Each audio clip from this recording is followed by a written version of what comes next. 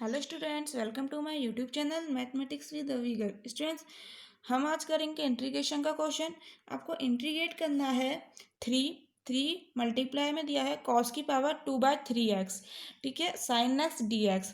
ये स्टूडेंट इस तरह से भी लिखा सकता है। ज़्यादातर क्वेश्चन ये इसी तरह से आता है, बहुत कम चांस रहते हैं इस तरह से लिखे, ठीक है।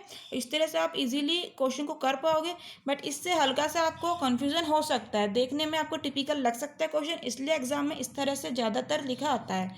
यहाँ क्या दिया हुआ है? थ्री, ठीक है। फिर मल्टीप्लाई में क्या दिया हुआ है? ये कॉस स्क्वायर एक्स। तो ये अंडर रूट समझते हैं सब बच्चे। यहाँ ध्यान रखो थ्री है, ठीक है। मैं आपको एक चीज़ बताती हूँ, जो ये सिंपल अंडर रूट लिखा है, जैसे कि इस तरह से लिखा है कॉस एक्स, ठीक है, तो इसका मतलब क्या है? अंडर रूट कॉस एक्स, कि कॉस एक्स की पावर कितना है? 1/2, ठीक है। यही चीज़ हम समझते हैं। यहाँ हमें क्या लिखा है? थ्री और लिखा है, हमें यहाँ लिखा है थ्री और कॉस स्क्वायर एक्स, ठीक है। तो इसका मतलब क्या है? कॉस स्क्वायर एक्स, यानी कि अंदर वाला टर्म आपने एज इट इज लिखना है, ठीक है। तो कॉस स्क्वायर एक्स, और यहाँ जब कुछ नहीं लिखा होता तो पावर होता है 1/2। यहाँ लिखा है थ्री, इसका मतलब पावर है 1/3, ठीक है। यही चीज समझने की है, कई बच्चे समझ नहीं पाते हैं। ध्यान रखना, पावर यहाँ 1/2 ही सोचते हैं, नहीं। जब यहाँ में थ्री दिया है तो इसका मतलब है पावर 1/3 है। कुछ नहीं दिया, इसका मतलब है पावर 1/2 है, ठीक है। तो अपने नोटबुक में नोट कर लीजिए। हमेशा याद रखना, यहाँ लिखा है n और यहाँ लिखा है x, ठीक है। तो इसका मतलब है x की पावर 1/n। यही चीज लिखी है ना हमने, कॉस स्क्वायर एक्स की पावर 1/3। तो यहाँ कोई भी एक्स लिखा है, एक्स की जगह कुछ भी हो सकता है। एक्स मतलब यहाँ कोई भी एक्स का फंक्शन है, ठीक है, कुछ भी चीज है। तो क्या मतलब हो जाएगा इसका? एक्स की पावर में क्या दिया हुआ है? 1/n। इसको आप ये भी लिख सकते हो, एक्स लिखा, अंडर रूट का साइन जो आप बनाते हो, और यहाँ लिखा n, ठीक है। एक्स का वैल्यू ऐसा नहीं है कॉस एक्स साइन एक्स यही चीजें होंगी, नहीं। टू भी हो सकता है, थ्री भी, कुछ भी, मतलब कुछ भी, कुछ भी मतलब कुछ भी। यहाँ टू का पावर ऐसा लिखा है, यहाँ 4, तो इसका मतलब क्या है? टू की पावर 1/4, ठीक है। या फिर लिखा है थ्री और यहाँ लिखा है 9, इसका मतलब क्या है? थ्री की पावर 1/9, ठीक है। तो चीजें आपको समझ आ जानी चाहिए। तो आप इसको कॉस स्क्वायर एक्स, और इस तरह से लिखा है तो आप इसको क्या लिखेंगे? कॉस स्क्वायर एक्स और पावर 1/3। तो देखो यही चीज है, यहाँ कॉस 2/3 आ रहा है ना यहाँ, तो हमारे यहाँ क्या है? कॉस स्क्वायर एक्स और अंडर रूट, और फिर यहाँ लिखा है थ्री। तो मैंने आपको ये चीज बता दी है। इसका मतलब क्या हो गया? कॉस स्क्वायर एक्स का पावर 1/3। और अब ये पावर के ऊपर पावर है, तो पावर के ऊपर पावर होती है, तो मैंने कहा मल्टीप्लाई हो जाती है। सो 2 और 1/3 मल्टीप्लाई हो गया, तो क्या आ जाएगा? 2/3, ठीक है। यानी कि यहाँ पर क्या आ जाएगा?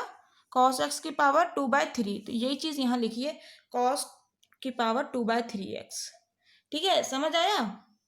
इससे तो कंफ्यूज नहीं हो रहे ना कि कॉस एक्स का स्क्वायर लिखा है, ठीक है, तो ये इक्वल टू कैसे हो गया कॉस स्क्वायर एक्स? बच्चों, इससे कंफ्यूज नहीं होना। कॉस एक्स का स्क्वायर का मतलब है कॉस स्क्वायर एक्स ही, ऐसा नहीं है यहाँ एक्स का स्क्वायर होगा। ये चीज कतई मत समझना, इसका मतलब कॉस एक्स स्क्वायर है कुछ ऐसा, गलत। कॉस एक्स का स्क्वायर मतलब कॉस स्क्वायर एक्स, ठीक है। तो करें अपना क्वेश्चन। समझ आ गई आपको चीजें? आपको इजीली समझ आ गई होंगी ये क्वेश्चन कैसे करना है, ठीक है। अब देखो यहाँ पर क्या है? थ्री कांस्टेंट है, तो इसका सॉल्यूशन शुरू करते हैं, और थ्री को पहले ले लेते हैं बाहर, क्योंकि इंटीग्रेशन से बाहर आ जाएगा कांस्टेंट टर्म में। तो ये क्या हो जाएगा? कॉस की पावर 2/3x और साइन एक्स डी एक्स, ठीक है। अब आप मान लीजिए कॉस एक्स को टी, कॉस एक्स को मान लीजिए टी, ठीक है। देन आप कीजिए डिफ्रेंशिएशन। कॉस एक्स का डिफ्रेंशिएशन होता है माइनस साइन एक्स, आप लोगों को पता है, मैं पहले बता चुकी हूँ। कॉस एक्स का होगा माइनस साइन एक्स, अब करना है एक्स का हो जाएगा d x is equal to t का हो गया डी टी। सो यहाँ से हमारा क्या आ गया? Sine x d x is equal to, minus से मल्टीप्लाई कर दिया तो क्या हो जाएगा? यहाँ पर minus minus plus, sine x d x, और यहाँ minus d t. Sine x d x, sine x d x substitution कर दीजिए इसकी जगह माइनस डी टी, तो क्या आ जाएगा आपका? थ्री इंटीग्रेशन में साइन एक्स डी एक्स की जगह माइनस डी टी, और यहाँ cos x को आपने t माना है, यहाँ cos की पावर 2/3x है, तो यहाँ क्या हो जाएगा t की power 2/3 is equal to minus बाहर ले लीजिए, -3 बाहर आ गया।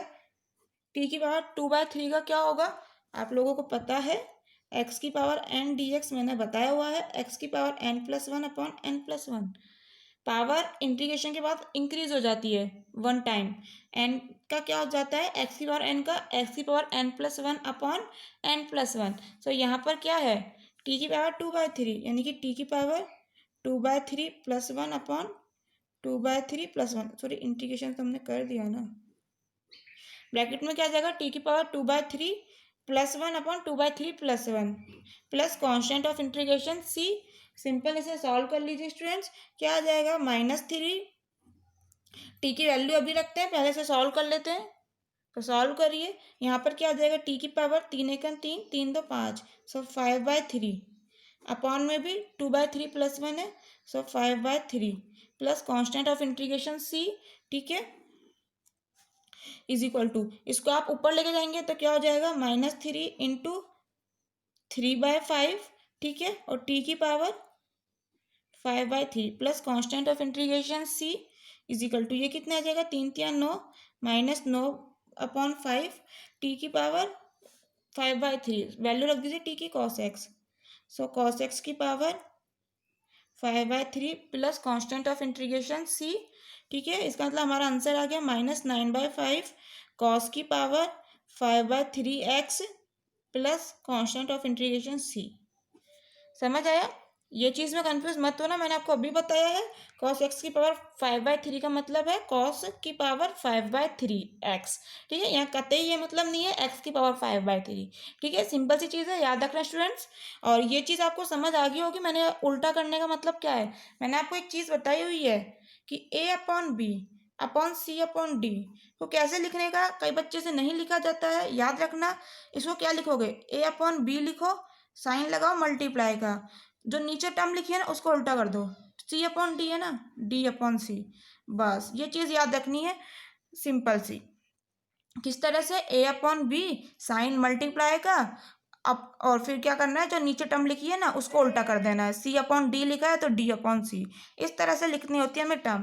तो यहाँ क्या है हमारा, यहाँ हमारा क्या है, -3 अपॉन में 5/3, ठीक है, तो -3 अपॉन क्या लिखा हुआ है हमारे यहाँ, -3, टी को तो हटा दो अभी, अपॉन में क्या है 5/3, ठीक है, तो -3 को आप क्या लिख सकते हो, -3 अपॉन 1 लिख सकते हो, बिल्कुल लिख सकते हो, 1 का डिवाइड कर रहे हो भाई, क्या आना है -3 आना है, और अपॉन में क्या है 5/3, तो ये कुछ नहीं बन गया, a/b यानी कि -3/1 c/d यानी कि 5/3, कुछ ऐसा ही फॉर्म बन गया। तो इसको आप किस तरह से लिखेंगे, -3/1 और नीचे वाले को उल्टा 3/5, 3/5 इज इक्वल टू क्या आ गया, -9/5, तो बिल्कुल -9/5 ही लिखा है। चीज़ समझ आ गई होगी स्टूडेंट्स, आपको इजी है, मैंने आपको हर चीज़ इजी करके बताती हूँ क्योंकि आपको समझ आए, मेन मोटिव यही है कि आपको हर चीज़ समझ आनी चाहिए। सो थैंक यू स्टूडेंट्स, मिलते हैं नेक्स्ट लेक्चर में कुछ और इंटीग्रल के क्वेश्चंस के साथ। Thank you so much.